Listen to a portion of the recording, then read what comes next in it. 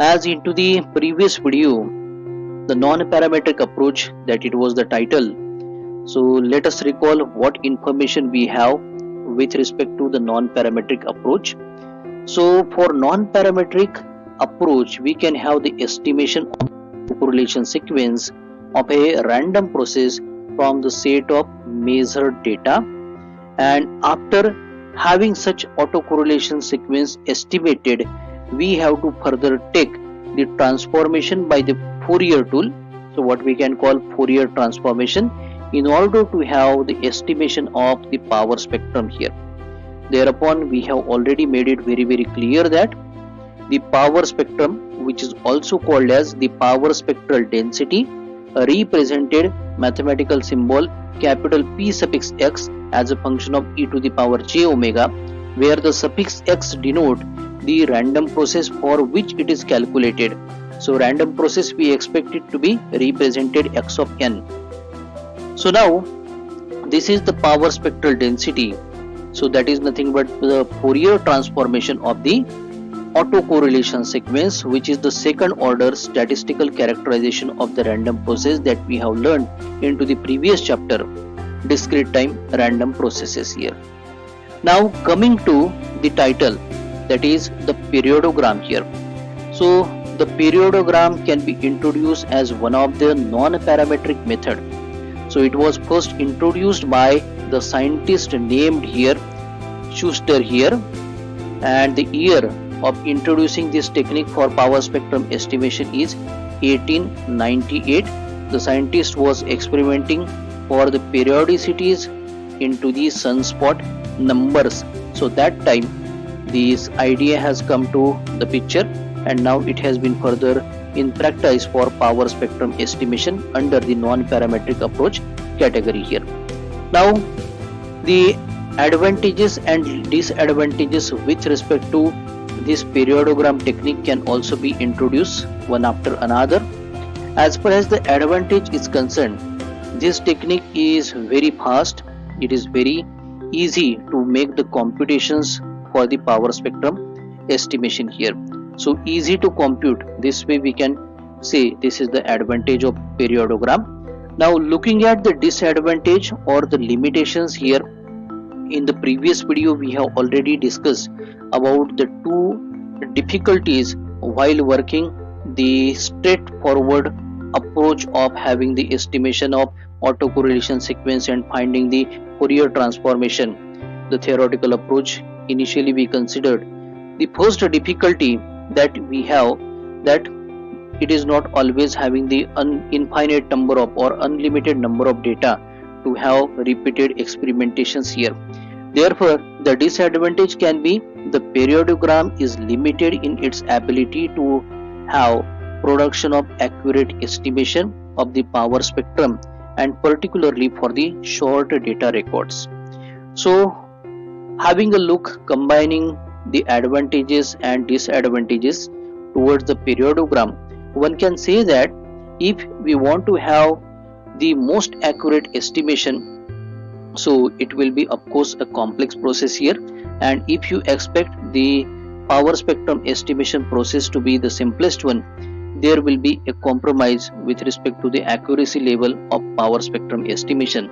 So always into the practical applications of digital signal processing where this power spectrum estimation is needed, a trade-off between these two, that is the advantage and disadvantage, is to be carried out here.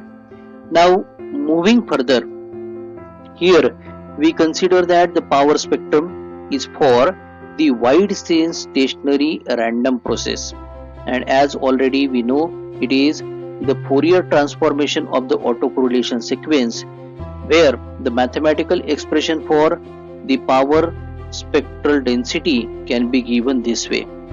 Here onto the left hand side, the power spectral density is denoted by the expression capital P suffix x as a function of e to the power j omega, computed by having the summation k is equal to minus infinity to plus infinity over Rx of k, the autocorrelation sequence, multiplied to e to the power minus j times k omega here.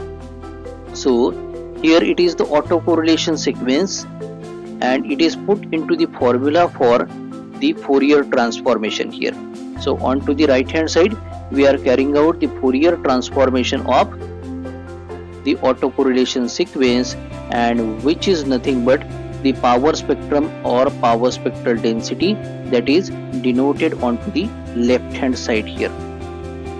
Now we first of all consider, as per as this non-parametric concerned, the power spectrum estimation to be a problem of finding the estimate of autocorrelation sequence here. So in general, the theoretical way, the autocorrelation sequence can be determined by the use of initially the time average here, which can mathematically be represented by this equation. So here on left hand side, we have the representation of the autocorrelation sequence r suffix x as a function of k. So it is computed by time averaged, as we have limit n tends to infinity. So the time averaging is represented 1 upon twice n plus 1 for the summation carried out small n is equal to minus n2 plus n for the multiplication of x as a function of n plus k to the conjugate of x here. So if it is the case that this random process that we have denoted by x of n is only measured over a finite interval. So let us say the finite interval can be for the index variable small n to be equal to 0, 1 up to capital N minus 1. So that time the autocorrelation sequence must be estimated using a finite sum, and hereafter this estimate can be represented like this. See, in the previous equation, the left hand side was simply small r suffix x as a function of k. It was the autocorrelation sequence. Here we have represented small r cap suffix x as a function of k. So this mention of cap is to represent that this is not the original or the accurate autocorrelation sequence. This is just an estimate. So practically most of the applications we are possible to make the estimations only. So this estimate representation will be mostly followed into the next derivations for the further analysis of the power spectrum estimation here. So here such an estimate is computed by 1 upon n, the time averaging, summation small n is equal to 0 to capital N minus 1, the number of finite intervals over which we measure the data, and here it is x of n plus k multiplied to the conjugate of x of n here.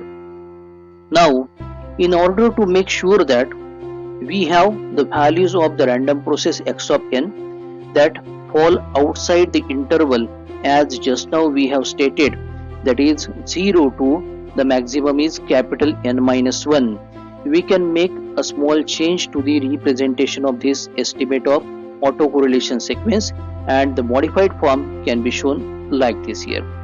So here we have r cap suffix x as a function of k, that is the estimate of autocorrelation sequence, obtained as 1 by n summation small n is equal to 0 to capital N minus 1 minus k here over x of n plus k multiplied to x conjugate of n, where small k holds the value 0, 1, 2, 3 up to capital N minus 1. So this is what the change we have represented.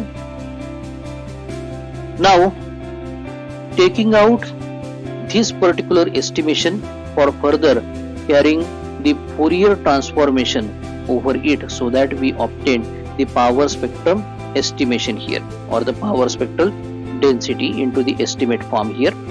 So the Fourier tool, it will be basically a discrete time Fourier transformation, abbreviated as DTFT here, and upon carrying out the discrete time Fourier transformation for this estimate represented r cap suffix x of k, we find the estimate of the periodogram here. So this is represented. So this is basically the power spectral estimation. The power spectrum is denoted capital P suffix x. So x representing for which random process it has been showing the power spectrum there. Now as we confine to the method the periodogram. Hereafter, in throughout this chapter, whatever the methods we learn, we consider that the suffix will be the representation of the method here. So here we have PER, the initial of the periodogram method here, to show that this is the power spectrum estimation made by the periodogram method here. So capital P cap suffix PER as a function of e to the power j omega is computed as having the summation small k is equal to minus capital N plus 1 up to capital N minus 1 over the estimate of autocorrelation sequence, that it is small r cap suffix x as a function of k into e to the power minus j times k into omega here. So this is what the required thing and the very important expression as far as this the periodogram technique of power spectrum estimation is concerned. So I outlined this particular expression here. Now this is the representation of the periodogram, simply I call, in terms of the autocorrelation sequence here. Now it will be quite more convenient if we have the representation of the periodogram in terms of the random process. So here we consider the random process to be small x of n here. So now here we shall be having the representation of small x suffix capital N to be the finite length signal of the length capital N, that is equal to x of n over the specific interval here 0 to capital N minus 1 here. So mathematically we represent small x suffix capital N as a function of n to be the x of n original for this interval 0 to capital N. Here it is the mention here. Otherwise it holds to the value 0 here. So x suffix capital N into the use, it will be basically the product of or the multiplication of a window specific to the range that we have denoted 0 to capital N minus 1. That window can be represented by W suffix R here. The R representing the rectangular window. So W suffix R as a function of n will be in multiplication to the random process x of n. That will give us x suffix capital N of small n here. So this we can substitute into the periodogram equation that just now we have outlined here, and for that purpose it is to be first of all used into the autocorrelation estimate. So we first of all go for the estimate of autocorrelation shown like this. This is small r cap suffix x as a function of k computed by 1 upon n summation n is equal to minus infinity to plus infinity. Here we have a mention of this thing here from the previous equation, x suffix capital N as a function of n plus k in multiplication to the conjugate of x suffix capital N as a function of n here. So we get it to the form 1 by n x suffix capital N as a function of k convolved with the conjugate of x suffix capital N of minus k here. Now this is the new estimate by applying a rectangular window to the random process x of n here. Now we can apply the Fourier transformation, and along with we can also make the use of convolution theorem. Therefore the representation of the periodogram, which is basically the power spectrum estimation by the periodogram technique, the initial PER.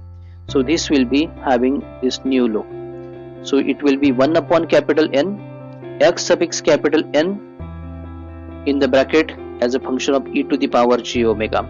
Here we have small x suffix capital N as a function of small n. So this is the discrete time domain representation, whereas this representation is after application of the Fourier transformation. So this is the frequency domain representation, where we make the use of capital letters here. Hence capital X suffix n in capitals as a function of e to the power j omega, which is further having multiplication to the conjugate of capital X suffix n as a function of e to the power j omega. So we get it simplified to the form 1 upon capital N mod square of capital X suffix n as a function of e to the power j omega. So in this particular expression, whatever the representation we have made, capital X suffix n as a function of e to the power j omega, what I have just now said, it is nothing but the n point DTFT, we can say discrete time Fourier transformation, which can be further mathematically also expressed by this expression here. So we have capital X suffix n to the power j omega computed by taking the Fourier transformation over this. So it should be the small x suffix capital N as a function of n here, and now in multiplication e to the power minus j times n omega summation, here we have n is equal to minus infinity to infinity. We can also get its change to form summation small n is equal to 0 to capital N minus 1 for x of n suffix here it should be, and e to the power minus j times n into omega here. So this is what the representation. Now we add certain more information to this periodogram technique here, which is also very interesting to have interpretation in terms of the filter banks as well. So with respect to the filter banks, we consider the unit sample filter responses to be represented by small h suffix I as a function of n here. So for the filter bank, we have I number of, I will be holding certain numbers, the fixed number of the filter branches here. So together we can call it to be a filter bank here. So this is expressed into the form 1 upon capital N e to the power j times n into omega suffix I. So this is also depending on to the which particular branch of this filter bank we have the frequency value here, in multiplication to the window w suffix r as a function of n here. So this is the rectangular window in multiplication to the same. So this opts the two values. First 1 upon capital N e to the power j times n into omega suffix I for the range 0 to capital N. Otherwise it will be holding 0 value. So this is the representation, the equation into the discrete time domain as it is the function of n. Into the frequency domain representation, here we can have the expression by the capital h suffix I as a function of e to the power j omega by taking the Fourier transformation. Fourier transformation of small h suffix I of n. So summation n is equal to 0 to capital N minus 1 for h suffix I of n in multiplication to e to the power minus j times n into omega here. Now this frequency domain representation of the filter function can also be illustrated into the next form like this, and with the help of diagram as well. So here we extend the summation this way. We have e to the power minus j in the bracket omega minus omega I in multiplication to capital N minus 1 divided by 2 to the ratio. From this complex representation we have this trigonometric representation into the frequency domain sine of capital N, so that is as a function of omega minus omega I divided by 2, and the denominator is capital N sine of capital N omega minus omega I divided by 2 here. So here we have the illustration, the diagrammatic graph here. We represent onto the horizontal axis the frequency values here. So this is the mention of angular frequency omega. We have the markings of pi, 2 pi, right from the intersection of the two axes to be 0 here. So this is the axis that is representing the magnitude of this filter function. So mod of capital S suffix I as a function of e to the power j omega, and these many frequency components are represented here, for which the main component is like this, which has the width represented delta omega, the bandwidth we can say, and for this component the frequency can be marked omega suffix I.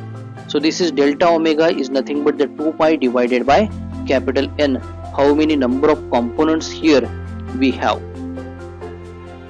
Now next to this, as we have the relationship of the output and the input random processes in general, so we have the output process by y of n, the input process by the x of n here, and here it is the filter function h suffix I of n here. So upon convolution we obtained the output random process into the filter bank form, that it is y suffix I as a function of n here. Now next to that, it can also be into the convolution formulation, summation small k is equal to n minus capital N plus 1 up to the maximum value small n here, and it is over the multiplication of x of k to the h suffix I of n minus k here, which is further taking the time averaging 1 upon capital N. So the summation we keep along with the exponential representation, so e to the power j in the bracket n minus k in multiplication to the omega suffix I here. Now in this representation we have the px as a function of e to the power j omega I equal to the py as a function of e to the power j omega I here. So this is what the relation is giving us the power spectrum estimation or the power spectral density of the input random process x of n. This is the power spectral density of the output process y of n. So this is the output process, this is the input process, and here we have considered that the mod of capital H suffix I as a function of e to the power j omega that we have shown into the graphical illustration to hold the magnitude value equal to 1. So that time we obtain this particular expression. Further, if the bandwidth of the filter is small enough so that the power spectrum of x of n may be assumed to be approximately constant over the passband of the filter, so that time the power associated with the output random process we can express with the help of the mathematical expression where we compute the expected value of, which is also called as the mean value of the square of the output random process y suffix I as a function of n. So it will be 1 upon 2 pi integral from minus pi to pi over the power spectrum of the input capital P suffix x as a function of e to the power j omega in multiplication to the mod square of, here we have the magnitude into the frequency domain, capital H suffix I as a function of e to the power j omega, and finally here we have the differential, that is d omega. So from this particular expression we can have approximation of the estimation of the squared output random process for the power here to be equal to approximated to delta omega that we have shown into the graphical representation divided by 2 pi into p suffix x of e to the power j times omega suffix I here. Next to that we can also have it to be 1 upon n p suffix x of e to the power j times omega suffix I. So here we approximate capital P suffix x as a function of e to the power j omega I approximated to capital N into the estimate of, here the e should not be repeated here, it is a typing mistake here. So this is equal to the mod square of y suffix I of n here. So therefore if we are able to have estimation of the power of the output random process y suffix I of n into this filter bank form. So that time the power spectrum of the frequency may be estimated by the new expression here. So this is the new expression. So in this expression we have the estimate represented, hence we provide cap to the power spectral representation as well as to the estimate here. So this E should not also be repeated like this here. Now if we are going to make the use of only 1 point sample averaging, so that time this can also be made to a simplified form, like obtaining it the mod square of y suffix I as a function of capital N minus 1. So from the input output relationship we get it to the form that we have mod square of y suffix I as a function of capital N minus 1 to be 1 upon n square, the mod square of the total summation k is equal to 0 to capital N minus 1 over x of a into e to the power minus j times omega suffix I. So that is the Fourier transformation. Therefore the power spectral estimation can be denoted here, that is capital P cap suffix x as a function of e to the power j omega I is equal to capital N times the mod square of y suffix of n minus 1, which is equal to 1 upon capital N, the mod square of the total summation over x of k into e to the power j times omega suffix I. So this is basically equivalent to the periodogram that we have seen earlier here before the case of filter bank here. So therefore this periodogram can be viewed as the estimate of the power spectrum, which is basically the use of filter bank just now we have discussed for the band pass filters, as we can illustrate with the help of this block diagram here. So in this block diagram we have onto the very left hand side the random process x of n here, and now we have the filter bank branches, and in each of the branch after these filtering blocks here we obtain the output random processes y1 of n, y2 of n, y3 of n, similarly up to yl of n in general we can go for, and further here we can have the estimations obtained as capital P cap suffix x for the corresponding cases of z1 of n, z2 of n, and in general up to z suffix capital L of n.